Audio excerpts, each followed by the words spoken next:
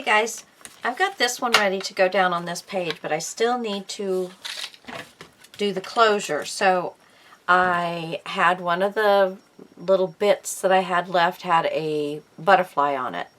I just took this little thing here and put over the butterfly, drew a circle, cut it out, and then I went to my my die cuts, and I had just this little, so it scalloped circle, and so I just cut that out, so it finished it off rather nicely. Now, in order to have this where it is going to, you know, slide over the top of this page, I'm going to have to use a brad. And I'm also going to, well, let me get one and I'll show you. Hold on. Okay, I found them. These are washers, and I've got ones that are in the shape of flowers. I think it was an old scrapbooking piece, and then I just went out into my husband's garage and stole some washers. I mean, you know, he gets a box of 100. He's not going to use them. Not that much. So I'm going to take one of those washers. I just got myself a little supply, and I'm going to actually glue the washer down. So do I want to glue the washer down? No, I do not want to glue the washer down. First, I'm going to make my hole where, let's see. So if I put it back here, because I was kind of hoping that the brad would kind of look like the body of this little fella. I think I'm also going to put a piece of chipboard so I can raise this up, because this is quite a bit heavier. Okay, so I'm going to put the hole right here, and I'm trying to make it so it goes all the way, at least where I can see where it is on the paper. Yeah, okay. Now, I think I'm going to get a little piece of waste chipboard, and I've actually got that little piece of, oh goodness, okay. And I'm just going to cut this in a makeshift circle, and I am going to glue this down to the bottom. Let me go ahead and ink the sides, so, and if you get to see anything, you'll at least see where it's gray. So let's just get some glue down on this, because you need to raise it up to the level of the paper, and that's why we're doing this. I'm just gonna hold that down for a second, then I'm going to poke my hole through it again. Let me go ahead and poke the hole through this while I'm waiting for that to dry, so that it, you want this hole to be large enough to incorporate the tails on your brad so that they can turn. So if you just make a tiny hole and it's not the width of these tails on the brad, the legs on the brad, then you will have a hard time moving your piece, because it's just not going to be able to run in a circle well enough. And I am trying to find my little tool, here it is, so that I can squeeze this puppy together better.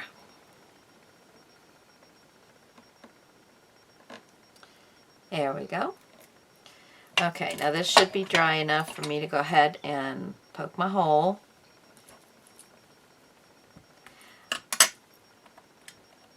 As long as you can get the brad through on this, you don't have to make it a gigantic hole. It's just the one through the paper where you're going to want it to, but it does need to be. These were a really nice deal, but the legs on them are not quite as stiff as some of them you get from other places. So, but it's still a nice little, and I want to, there we go. Okay. So now I've got that, and we'll put the washer on, and then I'm going to stick it through my paper and open it up. And now you can get it as snug as you want because it will slide very easily. Bam. See how easy that is? Just slides really easy. I'm doing very little force. And that will hold all our pages together. Isn't that cute? And then you'll just slide it this way, and you'll be able to open up all your pages. Now, I did put these on here, but this is open. So you can put a little tuck spot, you know, a little tag in there, or you can slide your photo in when you're, you know, trying to do your photo, because these are not 8.5 by 11, I mean 4 by 6s. So you will have to cut it down. You could do them with 4 by 6s and still do exactly the same process, but you'll have 4 by 6s. I was just trying to use my scraps up. Okay, so I am going to leave this alone. I'm also not going to put glue. Let's see. Do you see when I'm turning this that those are turning? Now, if you put glue on there, what do you think is going to happen? It's not going to turn very easily. So this whole circle around here, this whole circled area, don't put any glue on there. Okay? And that's really going to help your movement. You don't want people to go, oh my gosh, this is such a pain in the butt. I can't get it twirled around and blah, blah, blah. Okay, so just don't put glue right there. And we've already, now one thing you could do, especially if this was, I didn't wash my, I've been out weeding and I've got a little grass stain on me. I've just noticed. You could put another, this is pretty good thick textured paper, so I'm not worried about it. But you could put a piece of Tyvek on the back of this prior to putting your piece through. And let's see, that's why, you know, you don't ever really want to get rid of all your Tyvek. I think I will, just for giggles. I've got some of the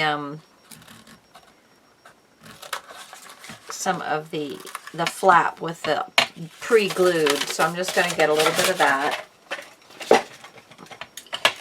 Open this back up. Let it come out for a second. And I'm just going to lay this down. A little bit of glue. Up. Ah!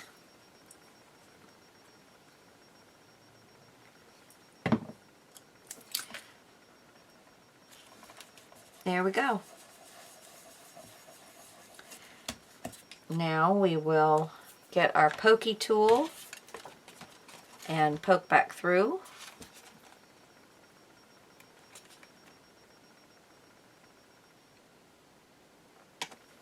There we go. Don't lose your washer. I've seen people using chipboard, you know, cutting a little hole out of the chipboard and then a bigger hole around it to get a washer.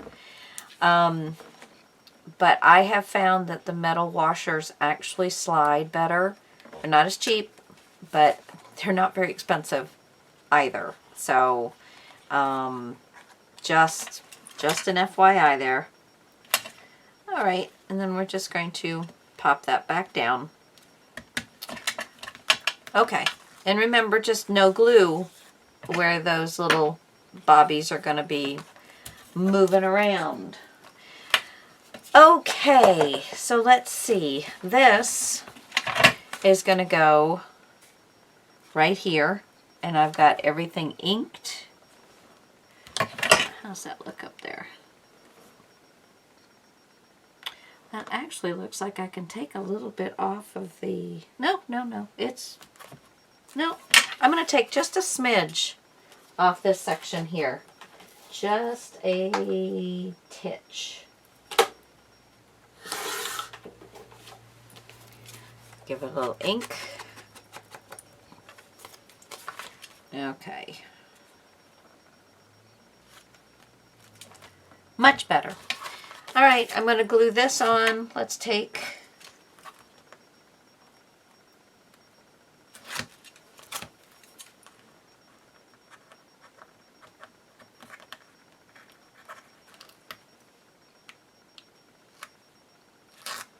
Oops. I must have glued that one down. No. There we go.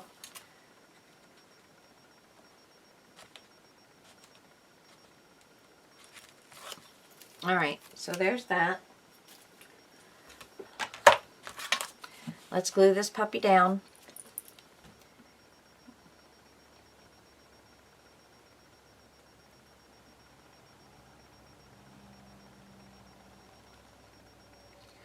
This paper's so textured I can hear the glue rolling over the texture.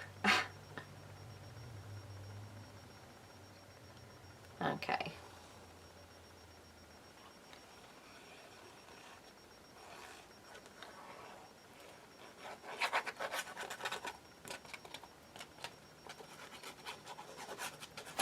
Oh, I don't know what that was, but it spooked me.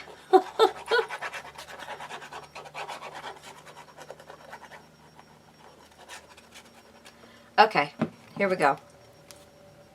Make sure I've got it right side up.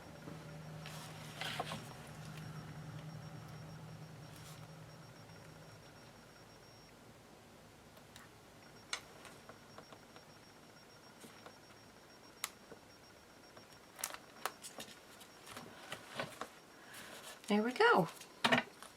Beautiful. Roll this around.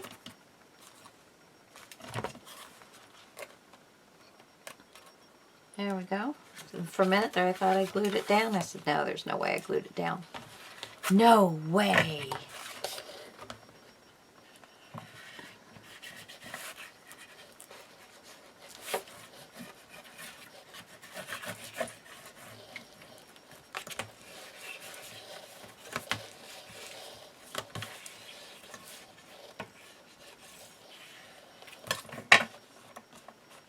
Moves nice and smooth. And I think the little scallops help you feel like you've got a good control over it as well. Okay, and then the only other thing I have is I finished this, and I think it turned out really cute. And I am keeping up with, I mean, I still got a lot of scraps, but I am using them as I go.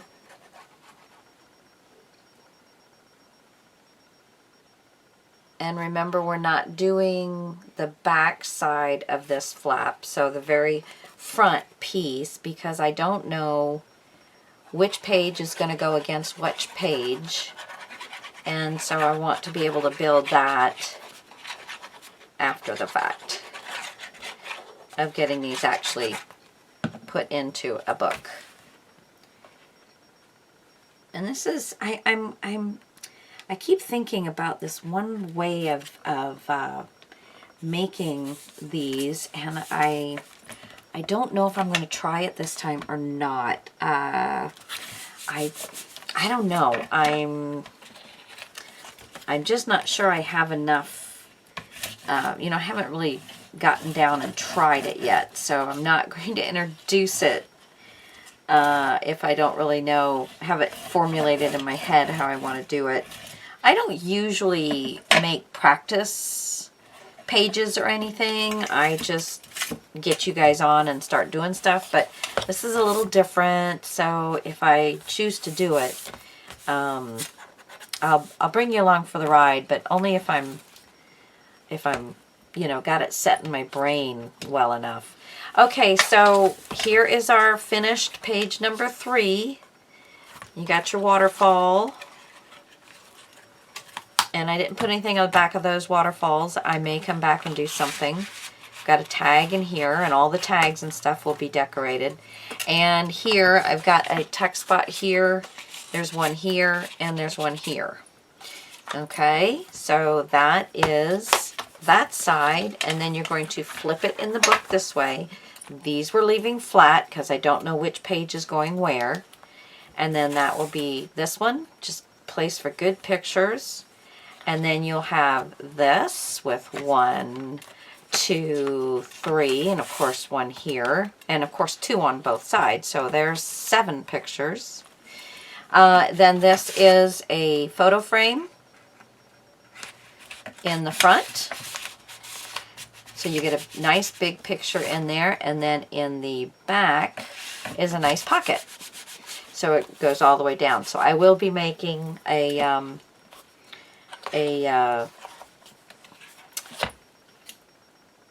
tag. Thank you. Somebody yelled it out.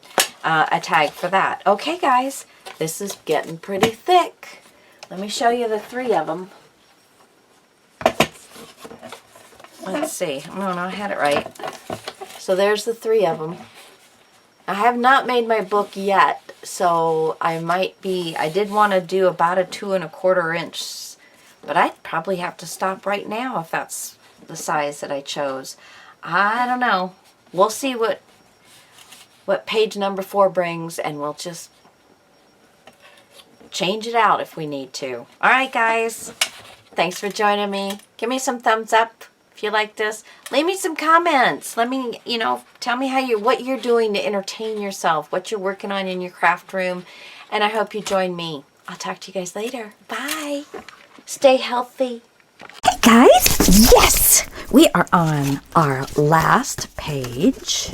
Super cool. And I wanted to show you what I have left. Now I have these pieces. So, I definitely still got some patchworking that I can do. So I've got those pieces. I have,